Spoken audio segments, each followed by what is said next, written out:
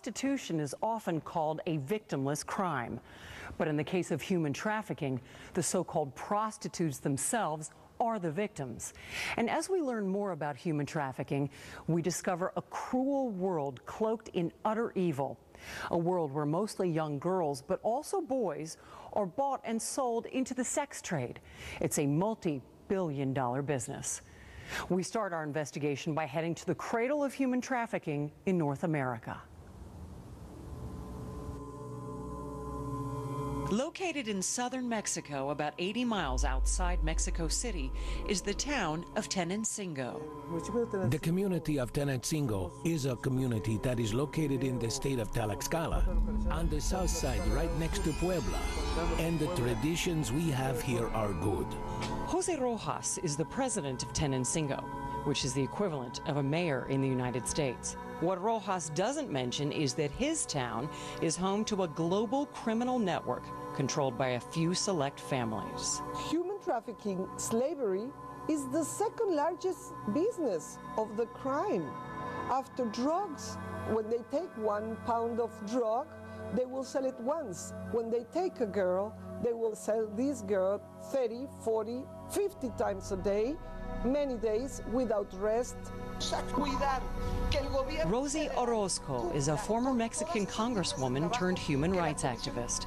She points out that human trafficking is estimated to be a $32 billion a year industry fueled by corruption and human repression. So this leaves a lot of money to the state. It is a way to make a lot of money, and it is something that society easily accepts. There is too much money to be made. The statistics say so. It is the second most profitable business in the world. Emilio Munoz Borhuecos is the director of a Catholic anti-trafficking group based in the Tenancingo region. He spoke to For the Record at the risk of retribution by the traffickers. Tenancingo is where they are more established, and the network of families operates in the country and also abroad. These networks have routes to take women in 2 states of the Republic. They also traffic Central American women who pass through Mexico on their way to the United States. In this region, the pimps are revered by young boys who aspire to have their status someday. Because it is accepted, they grow up with the idea that even if women suffer, you will become rich and successful. What they see is glamour around them. Sports cars that nobody else can afford, like Mustangs, Hummers, Audis, Camaro, big villas, any women they like. So watching all this, they want the same thing. Plus these pimps, most of the times, are part of the family. Their fathers, brothers, grandfathers. With the help of Rosie Orozco and a Mexican filmmaker whom we'll call Julio to protect his identity, For the Record obtained this exclusive video of the town and its annual festival celebrating the sex trade. Well, obviously everybody says that the festival is a cultural tradition in the state of Tlaxcala, and also in the municipality of Tenancingo and other places nearby. They do these carnivals where people from all parts of the world that are pimps will bring their objects, they call it like that, merchandise. They are girls who come to Tenancingo and they show them off like they were trophies. When I interviewed the head of the municipality, he said things were not as people said, that there wasn't a stigma. People say it is a cradle for trafficking, that in Tenancingo's municipality, everything is bad, that there are bad people, bad men. Yes, it started with some of the families, and it began to grow. This happened a long time ago, and unfortunately, it grew. But now, thankfully, people are being more conscious about this situation. We live here, we get to know each other, we know what we are doing. We are going to take your crew around, and you will notice that there are no bars or nightclubs. Yet in the town square, the pimps assemble for their annual show of bravado. Those people that were whipping each other in the feet were indeed the pimps. To the left were women, girls in miniskirts, short dresses. That's when I began to realize that they were hiding something. The authorities of the municipality as well as the town itself. No, not that way. There are little girls who get dressed in short skirts. That's the way the dress is for the dance, and only for that moment. This is actually like a competition because we have 6 dancers, so they get dressed in different colors and different types of dresses. Matilda was just 15 when she was taken from her family and sold into the sex trade by a man named Noe Mendez Guzman, also known as the Bear. Matilda told For the Record about her experience at the festival. At the carnival, a group started to fight. Noe's crew fought another crew. The girls are called La Princesas, and if he loses, I have to be with the other crew, every one of them. If the other crew lost, he would get together with the other crew's girl. If he lost, I have to be with 20 men. Guzman's crew lost that day. He drugged me that time, and he gave me a lot of alcohol, so I could not feel anything. 20 pimps abused me sexually. Guzman and his family controlled the lives of more than 150 women. The government denied the subject, and they were saying there are not that many networks. There is nothing to worry about. I have received not so nice comments saying that we sell girls here, that we do money laundering, that we have bad things right around the corner. But no, it's the contrary. If you take a look, we don't have any of that. In the rare times help is offered, it comes at great risk. I was working in Oaxaca, and there was a client who was from the police, and he wanted to help me. There was another girl, though, who would tell her pimp everything. He, in turn, would tell Noe. Guzman confronted Matilda. I told him I did not know who he was talking about. He started hitting me. He hit me and left bruises that covered all of my body. Every inch of my body was covered in bruises. My whole face was bruised. My eyeballs were bruised and red. I was completely beaten up. He kicked me, hit me with cables, sticks. He bruised me completely. After the incident, Matilda was forced to go to the United States to work for Guzman in his American network. So I left because he said, I will take your kids. I will say that you are working as a prostitute, and I will go to the parental authority. And he said, I'll kill your family. Remember, you have a sister. I decided to go to the other side. I passed through Reynosa. From there, I traveled on a boat, and later I walked for about 5 hours under the heat of the sun. We got to Texas by foot, and I crossed and quickly ran to the truck because immigration was there. Matilda ended up in Atlanta, a city that has earned a reputation for underage sex trafficking. She was brought to the United States, to Atlanta, and she suffered so much all the time of her captivity. She was a slave. She was a sexual slave. In Atlanta, it was worse than in Mexico, because if there were 20 men in an apartment, you have to withstand the 20. And if there were 30 men, you have to withstand 30. Matilda was eventually sent back to Mexico, where she had planned to escape with a girl named Esmeralda. That is, until Noe Mendez Guzman discovered she was seeking help from another man. They told the girl they had proof she was trying to get help from a guy, so he killed her. Noe shot her in the head, and after that, another one of his pimps shot her in the legs. And when I saw her falling on the floor, I ran and hugged her. I asked her to hold on, because we planned to escape together. I asked her to hold on. Do not leave me all alone. But the girl didn't make it. She died. In August 2012, after years of bribing law enforcement to evade arrest, Noe Mendez Guzman, the man known as the Bear, would be tracked by the FBI and finally arrested by Mexican authorities. Yes, most of the arrests have happened because the persecution was started in the U.S. With these examples, you can see the state's weakness. They were talking about the bear being one of the most dangerous dealers. I think there is a lot of corruption in both sides of the countries. I mean, United States and Mexico, both countries, they have people who has allowed this horrible crime. We showed you that celebration of human trafficking in Tenancingo. Well, you should know that similar events are held right here in the United States, namely in Chicago, Atlanta, Las Vegas, and Memphis, where pimps gather every year at conventions called the Players Ball.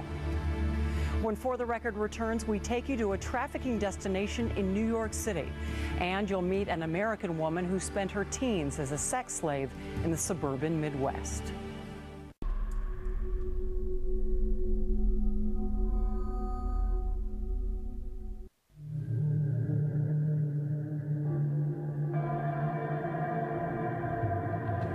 They call it to the area where it's around Queens and Brooklyn, where they have a lot of pimps that bring girls from Tenancingo and the around Tenancingo, and they take them to the United States, and a lot of them goes to New York. Believe it or not, the first time I came into contact with sex traffickers who were doing business with Queens was on the Van Buren Strip in South Phoenix, Arizona. There, the Coyotes had brought all these young girls, underage girls. Curtis Sliwa is the founder of the Guardian Angels. He and his group have been active in exposing human trafficking networks since the 1970s. The Johns were coming in and knowingly coming to the pimps because they were selling them what they called in the streets underage meat. And they just had an insatiable appetite for that. And some of these girls were runaways. Some of them clearly were brought in from parts unknown. They didn't talk the language, they didn't know the culture. Some of them, they go and find some children, some girls that are 12, 13, 14, and they, the older ones, take care of the little ones. They show them how to do the acts, the sexual acts. And it becomes like an assembly line. It's really sick when you see the conditions. We're not talking the Mayflower Madam here.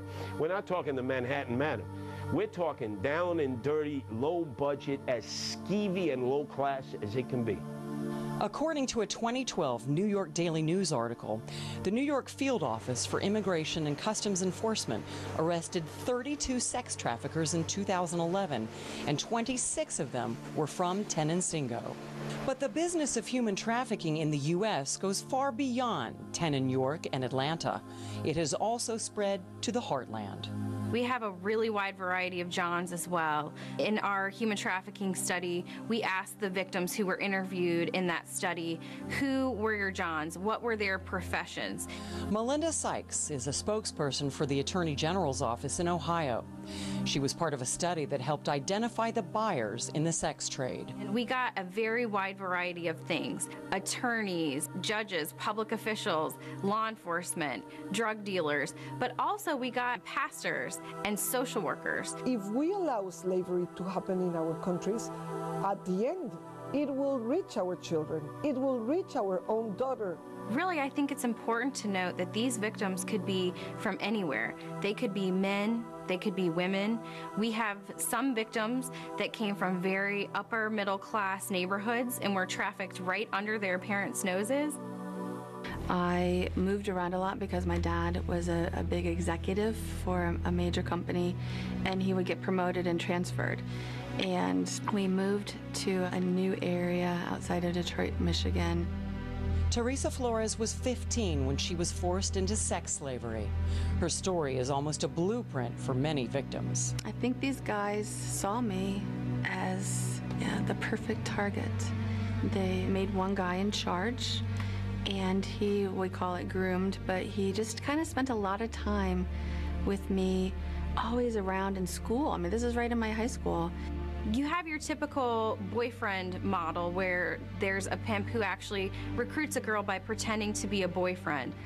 And one day he asked me if I wanted a ride home from school, and I was 15. And I thought, well, this is great, you know, because by then I've got a crush on him. I said, sure. And we get into his car, and he didn't take me home. He took me to his house. You know, I had that feeling inside that something wasn't right. This goes on in your small communities. Toledo, Ohio, for example, is a very big city with human trafficking, and the FBI actually considers Toledo as one of the recruitment cities. I thought, you know, I know him. I go to church with this guy. He goes to my school. Yeah, you're being silly, Teresa. And so I went to his house with him, and he was just like, hey, come on inside, you know, I'll show you around. And again, I had that feeling, but I was like, no, you know, it's gonna be fine. He likes me. And so I went inside and I got drugged, and then I got raped. And several days later, he came to me and said, we have pictures. And he blackmailed me. Well, I think it's important to remember there is a difference between your average prostitution and human trafficking. And really the touchstone of that is going to be, was there force, fraud, or coercion? They would take me out of my house in the middle of the night. They would just call my phone and say, now.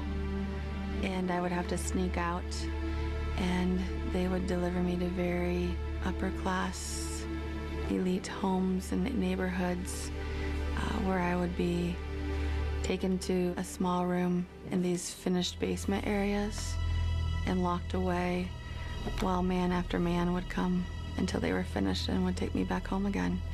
Nobody had any idea that this was happening, and I wasn't talking. I mean, I didn't tell anybody because they said, we're gonna kill your brothers, you know, we're gonna kill you. It's very terrifying to know that there are these predators who are out there preying upon our children every day. They watched me constantly. I mean, I was working a part-time job, they would come in there. I was babysitting, they would call. They always knew where I was. And I think that anybody who's engaged in the human trafficking effort will tell you that the penalty for Johns is much too low. The customers were all, you know, men that they had contacted or contacted them, guys that ranged from high school age to 60. And the people who are running these networks are actually pretty sophisticated and very savvy and very eager to not get caught. And if you have terrified those girls into not telling anybody, you're pretty safe. So it's pretty low risk. They had plans to just not let me return home one night, and they wanted to set me up in an apartment, bring high, you know, elite clients to me. But my dad got transferred, and we ended up being able to move without telling, you know, my friends, without telling anybody. And we moved 1,000 miles away. So I was able to escape by moving away. But even then, my parents didn't know what was going on. While Teresa escaped, the pimps who ruled her life continued their operation and never saw the inside of a jail cell. Nothing happened. They still lived there. They were never prosecuted. There's nothing I can do. It's a 10-year statute of limitations for rape, kidnapping, you know, molestation, any of that. There was no law against human trafficking prior to 2000, and so there's actually nothing that I can do. But even if I could do something, even if I could prosecute them, I would have to think about that seriously, because I would be even more afraid of my life then than I am now, and than I was then. Remember, the pimp's orientation, the pimp's brainwashing is, I'm doing this because I love you. Now, we all reject that. We say, wait, you crazy? What do you think, I have all the furniture upstairs and rearranged in the wrong rooms? But if that's what you've been subjected to at an early age, you've been locked in a closet, you've been abused, you've been whipped, and then all of a sudden the pimp kisses you and says, but I really love you, I'm doing this for you. Imagine how confusing that would be. It's something that will always be there. If that guy, that man that trafficked me walked through the door right now and said, Teresa, let's go, I would still go. Even after all that I've done and where I'm at now, I would still go with him. And it's so sad that they still have so much control over me and over everybody else. Teresa Flores is now an author and activist who raises awareness for domestic sex trafficking and sexually exploited children. When we come back, a For the Record update.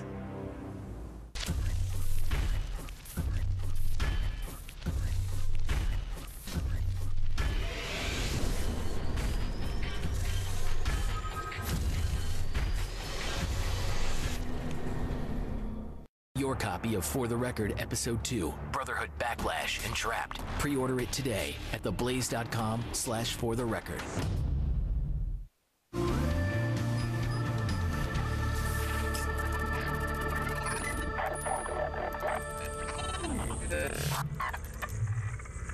Before we leave you tonight, we have an update on the story we brought you on privacy in America. In that report, we showed how the government has been collecting and storing information on U.S. citizens without a search warrant. Since that report aired, the director of the National Security Agency, General Keith Alexander, started pushing for new liability protection for businesses that share sensitive information about potential threats with the NSA. And the ACLU obtained documents from the IRS using a Freedom of Information request. They discovered a 2009 IRS handbook where the agency stated the Fourth Amendment does not protect emails because internet users, quote, do not have a reasonable expectation of privacy in such communications, end quote.